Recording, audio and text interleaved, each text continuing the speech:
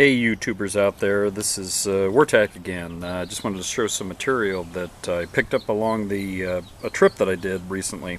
I went down to Missouri. It was a trip really about different types of power systems, beta voltaics and other type of battery storage systems. And it's kind of a long story, but during the trip I picked up some material, and so this is a piece of Chert that I picked up in Columbia, Missouri, and I've worked it into this knife, I guess, and it's pretty thin, looks nice. Let's see, here's an example of the material that I grabbed. Now this it's kind of looks a little shinier and nicer on this side, but this material I got actually at Rock Bridge State Park in Columbia.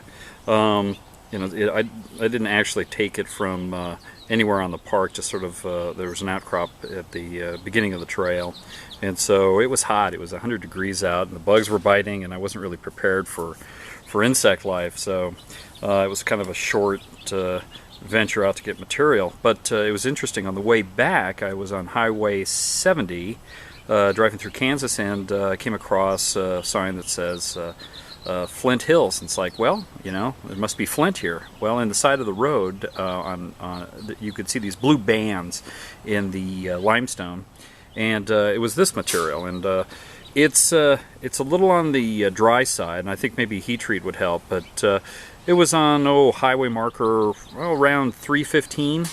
And it was real obvious. It looked like blue bands running through the cuts in the road. And so this material is interesting, and I've yet to really crack into it. But the spalls that I've knocked off have been a little on the hard side. And so I think this might be a good example of material that heat treat would help. So we'll see how that goes.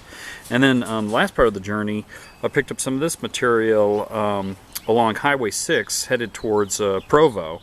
And again, it was, you see these cuts in the roadway and these large white bands, and it looked like chert. Now this material, it does conchoidally fracture, and I've knocked a few spalls off of it, but it's really brittle. And so the material that I picked up, and keep in mind again, it was 100 degrees out along this trip, and so I didn't want to stick around outside.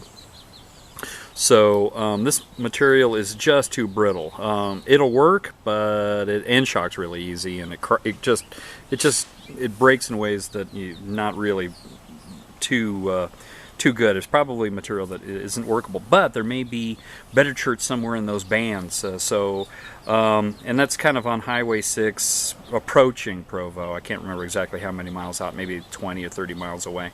So that's the material, and this is just the stuff I picked up locally, and I didn't really spend a lot of time, you know, searching for the best stuff, simply because it was a business trip. So I could only just search a little bit of my time. I wanted to also include this obsidian piece. I'm out in the sunlight again because this is more rainbow, and I don't know if this will be picked up well on the camera, but man, this was a piece that was given to me several years ago by a couple that retired. They were rockhounds, and I had no idea the type of color that was in it. And so I'm trying to see if I can bring out the brilliance of it.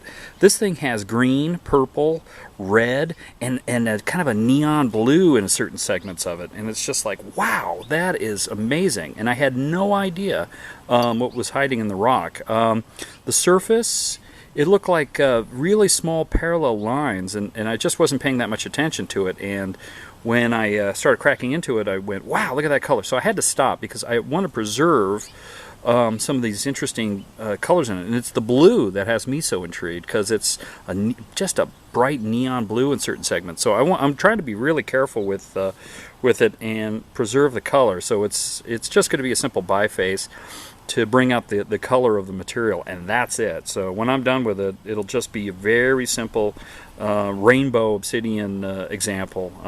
So we'll see what I come up with, but I had to stop because I want to be really thoughtful about the next spall that I take off. I just don't want to remove any of the really unique colors that are coming off of it. But it's mostly purple, some of this kind of a sage green, and a little red. That's what's funny, because it's like it's almost like a little bit of pumpkin mixed in there as well. And then that neon blue, it's just phenomenal. And so it's kind of surprising sometimes when you crack into these things. If you're not paying attention, you might miss an important part of that rock, and you might remove it unintentionally. So anyway, that's about it.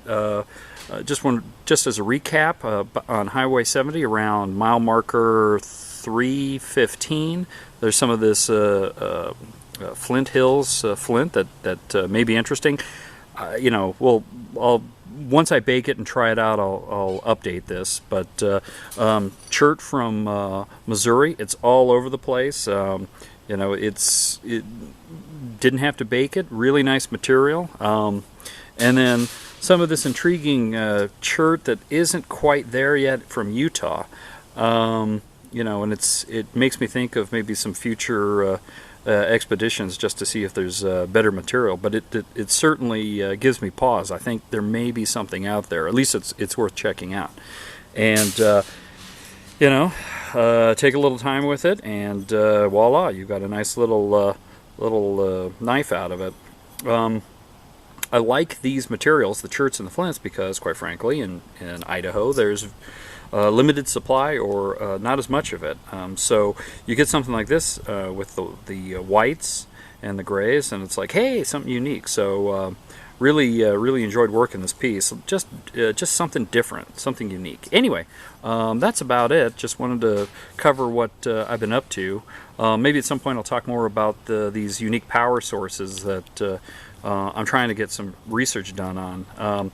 It's all associated with the warfighter program with the Army. 72-hour missions. Our military guys are just being weighed down with too much in terms of batteries, more and more batteries, and it's getting ridiculous. And so a power source that you don't have to recharge and works whether it's day or night. That's the research that I'm interested in, and maybe I'll talk more about it and hopefully not bore you too much with it.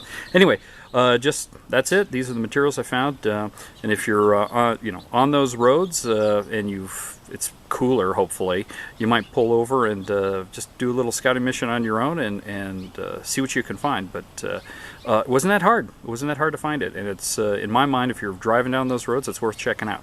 Anyway, this is Wartak signing off.